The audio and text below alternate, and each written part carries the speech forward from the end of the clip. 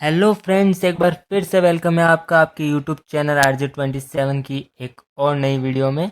मैं गौरव और आज हम करने वाले हैं सनलाइट रिफ्लेक्शन। तो आज मैं आपको बताऊंगा कि आप कैसे किसी इमेज के ऊपर जो सनलाइट विंडो रिफ्लेक्शन आता है वो लगा सकते हैं। तो चलिए शुरू करते हैं। सबसे पहले आपको आपकी इमेज सिलेक्ट कर लेनी है और आपको एक और पेज क्रिएट करना है जो कि हमारा वाइट पेज होगा।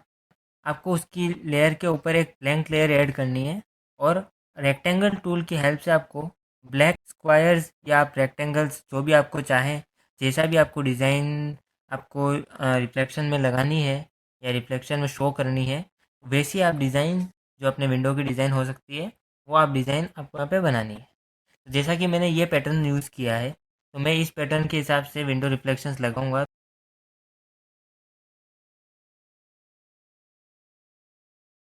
सारे पैटर्न्स बनाने के बाद आपको जो जितने भी पैटर्न्स की सारी लेयर्स होगी उन सारी लेयर्स को आपको सिलेक्ट करना है। सिलेक्ट करने के लिए आप शिफ्ट की हेल्प से सिलेक्ट करें और उसको कंट्रोल प्लस ई से एक इमेज बना लें। उसकी एक इमेज बनाने के बाद अब आपको इसको कंट्रोल प्लस टी की हेल्प से ट्रांसफॉर्म करना है और इस पर राइट क्लिक करके आपको पर्सपेक्टिव सिलेक्ट करना है और जो बॉटम राइट पॉइंट है वहाँ से आपको इसको स्ट्रेच करना है। तो जैसा हमारी जो ले पैटर्न है वो पैटर्न ऐसा हो जाएगा।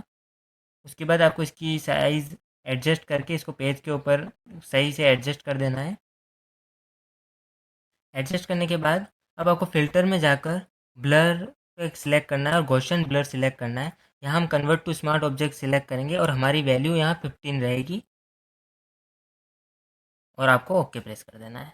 अब आप देख सकते हैं हमारा ये ब्लर हो चुका है। अब आपको रेक्टेंगल मार्क्यू टूल सिलेक्ट करना है और पूरे इस जो हमारी पैटर्न है इसको आपको सिलेक्ट कर लेना है। सिलेक्ट करने के बाद अब आपको एडिट पर क्लिक करना है और यहाँ हम डिफाइन ब्रश प्रीसेट सिलेक्ट करेंगे और कुछ नहीं करना है आपको, यहाँ पे सिर्फ आपको ओके प्रेस कर देना है। अब यहाँ पर हमारा काम हो चुका है। अब हमको जहाँ पर रिफ्लेक्शन लगाना है वो इमेज ओपन करनी है और उस इमेज की जो बैकग्राउंड लेयर होगी उसके ऊपर हमें एक ब्लैंक लेयर ऐड करनी है और इस ब्लैंक लेयर पर हमें रिफ्लेक्शन ऐड करना है ब्रश टूल की और साइज आप इंक्रीज करके। लेकिन उससे पहले आपको जो आपका ब्लेंड मोड है वो ओवरले में चेंज करना है